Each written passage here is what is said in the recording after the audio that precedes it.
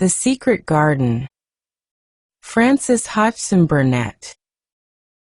Previously, far from home, Archibald Craven felt life returning through dreams and quiet moments of peace. A letter from Yorkshire called him back to Misselthwaite, and to the garden he had locked away. Now standing before its hidden door, he hears something he never expected again. The sound of children's laughter. And then the moment came, the uncontrollable moment when the sounds forgot to hush themselves. The feet ran faster and faster they were. Nearing the garden door there was quick, strong young breathing and a wild outbreak of laughing shouts which could not be contained. In the door in the wall was flung wide open, the sheet of ivy swinging back, and a boy burst through it at full speed and, without seeing the outsider, dashed almost into his arms. Mr. Craven had extended them just in time to save him from falling as a result of his unseeing dash against him, and when he held him away to look at him in amazement at his being there, he truly gasped for breath. He was a tall boy and a handsome one. He was glowing with life and his running had sent splendid color leaping to his face. He threw the thick hair back from his forehead and lifted a pair of strange gray eyes, full of boyish laughter and rimmed with black lashes like a fringe. It was the eyes which made Mr. Craven gasp for breath. "Who what? Who?" he stammered. This was not what Colin had expected. This was not what he had planned. He had never thought of such a meeting. And yet to come dashing out, winning a race, perhaps it was even better. He drew himself up to his very tallest. Mary, who had been running with him and had dashed through the door too, believed that he managed to make himself look taller than he had ever looked before, inches taller. "Father," he said, "I'm Colin. You can't believe it." "I scarcely can. Myself. I'm Colin." Like Mrs. Medlock, he did not understand what his father meant when he said hurriedly, "In the garden." "In the garden?" "Yes," hurried on Colin.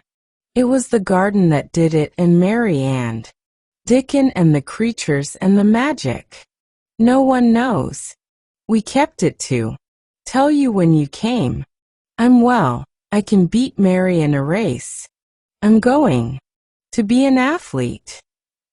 He said it all so like a healthy boy, his face flushed, his words tumbling over each other in his eagerness, that Mr. Craven's soul shook with unbelieving joy.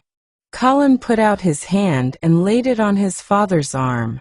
"Aren't you glad, Father?" he ended. "Aren't you glad?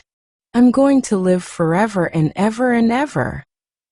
Mr. Craven put his hands on both the boy's shoulders and held him still. He knew he dared not even try to speak for a moment.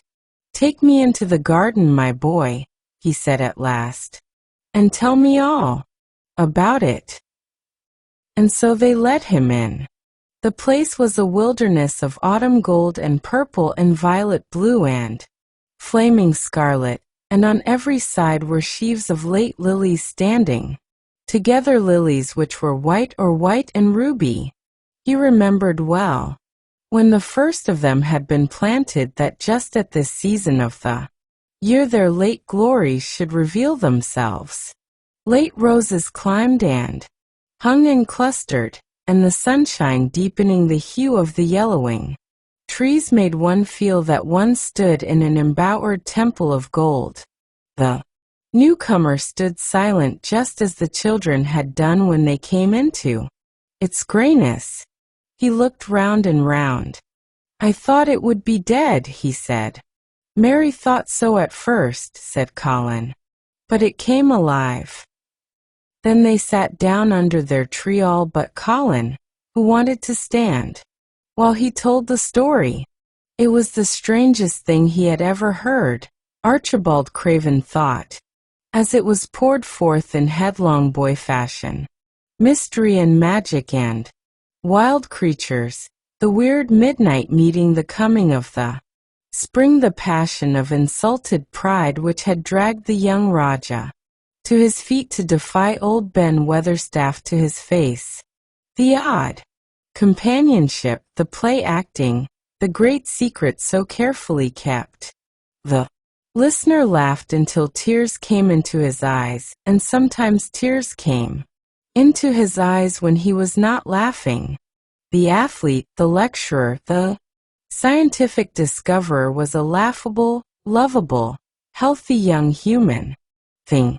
Now, he said at the end of the story, it need not be a secret any more. I dare say it will frighten them nearly into fits when they see me, but I am never going to get into the chair again. I shall walk back with you, father, to the house. Asterisk, asterisk, asterisk, asterisk, asterisk.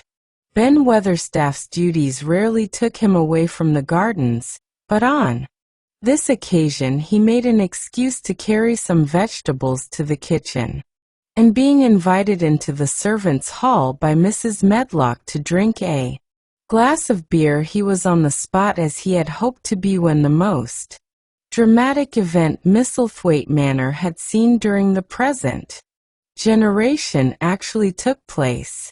One of the windows looking upon the courtyard gave also a glimpse of the lawn. Mrs. Medlock, knowing Ben had come from the gardens, hoped that he might have caught sight of his master, and even by chance of his meeting with Master Colin. Did you see either of them, Weatherstaff? She asked. Ben took his beer mug from his mouth and wiped his lips with the back of his hand. Aye, that I did, he answered with a shrewdly significant air. Both of them, suggested Mrs. Medlock. Both of 'em, returned Ben Weatherstaff. Thank ye kindly, mamma. Could sup up another mug of it. Together, said Mrs. Medlock, hastily overfilling his beer mug in her excitement. Together, ma'am.